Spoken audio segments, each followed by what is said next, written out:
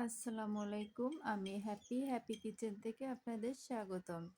আজকের ভিডিওতে দেখাবো ডিম দিয়ে খরগোশ বানানো। তো ১ম এই ডিমটা এক সাইড থেকে একটু কেটে নেব। তা অল্প কাটা যেটুক সেটার থেকে আবার কান বানাবো। জাস্ট মাঝখান থেকে একটু কেটে নেব।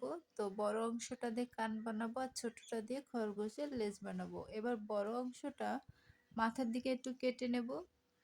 এই কাটা অংশে কান বানানোটা আ দিয়ে দেব। একটু চেপে তারপরে ভিতরে ঢুকিয়ে দেব।